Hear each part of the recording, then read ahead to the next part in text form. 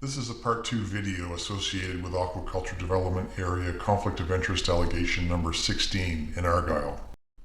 This is a story of prejudice and bias. It demonstrates that Warden Nicole Albright has pecuniary interests associated with aquaculture development areas. This video continues to show that she not only denies the pecuniary interests, she mismanages this conflict. The evidence shows prejudice for concerned residents. This video will show new evidence to tip the scales using bias to favor local industry. By suppressing public concern and showing bias and favoritism to facilitate aquaculture development areas for local farmers, she violates Section 12 provisions on fairness within her Code of Conduct. Under the Nova Scotia Municipal Conflict of Interest Act, municipal council, committee, and board members are prohibited from using their office to further private interests. Members are required to disclose any direct or indirect pecuniary interests, withdraw from meetings, and abstain from voting on related matters. Prior to external scrutiny, Warden Albright did not recuse herself from aquaculture matters and has demonstrated a documented pattern of bias favoring Deon's Oyster Company. While she has recently begun recusing herself from some discussions, these recusals appeared discretionary and not consistently applied in accordance with the Act. Let's take a look at the evidence. The following emails demonstrate the bias and favoritism shown Deon's Oyster Company by the municipality. This was led by Warden Albright and LMUs. This evidence shows Warden Albright attempted to facilitate the use of a public wharf in Eelbrook at the request of Nolan Deon. Email evidence shows bias with the Warden and CAO Muse. The contrast is obvious and apparent as soon as you compare these emails with the prejudicial emails shown the local residents.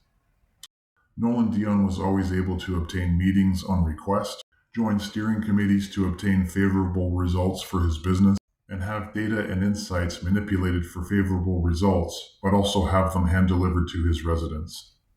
This evidence has been presented in other conflict briefs. As shown, LMUs Charlene LeBlanc and Nicole Albright offer full bias support and public funds to Deon's for the desired public wharf in Eelbrook. Note that the funds can't be given to Deon's company, but the CAO offers a solution to disguise the wharf as public, then the municipality can fund it. No one from the public is consulted, engaged, or notified. Instead, all effort is made to try and grant the wharf and road access to Nolan Deon. In these emails, internal discussions are prompted by Nicole Albright and CAO LMUs to give Deon's the funding to repair a public wharf that they will exclusively use for their own business. Remember, this is a public wharf. The scheme here is to try and declare the wharf as a public wharf so it can be funded with local taxpayer dollars. However, there was no plan or intent for the public to use it. Instead, Albright and Muse, with the assistance of Charlene LeBlanc, did everything they could to ensure that this was designed for the exclusive use of Nolan Deon. These emails show Nolan Deon continued to lobby for taxpayer funding to support his acquisition of the wharf in Eelbrook. He then provides quotes to the municipality. LMUs Charlene LeBlanc and Nicole Albright continue to cater to Nolan, offering bias and assistance at every turn to get this approved.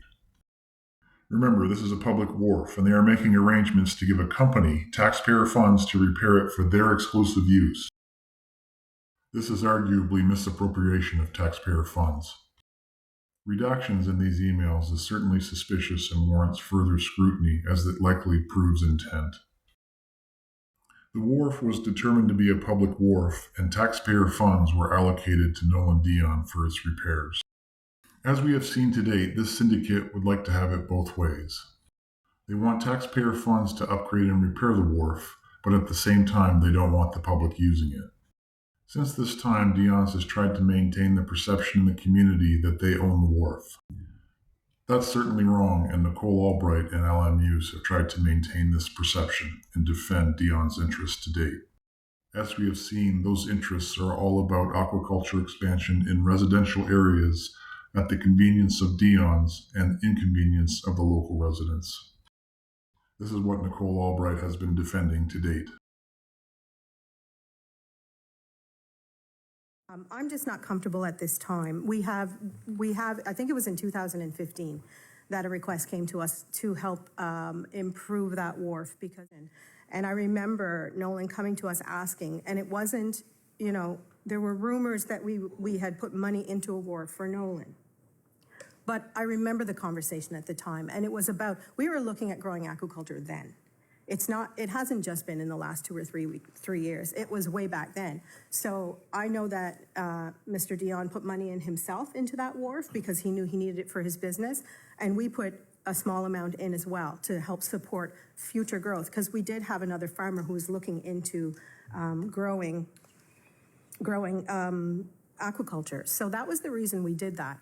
I just don't feel comfortable saying, yes, let's put signage up at every single public wharf or whatever wharves, because we don't know that everybody else wants that. We just have this one group who has been known to disrupt, I'm just going to be honest, wanting a public sign at a business that they've created some disruption with. So that is, for those reasons, I will not support this.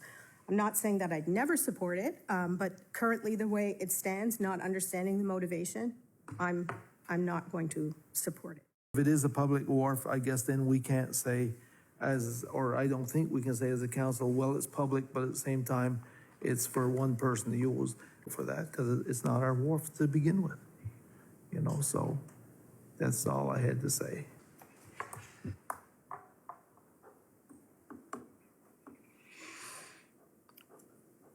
Okay, so all in favor? Aye. Opposed? I'm opposed. So motion carried.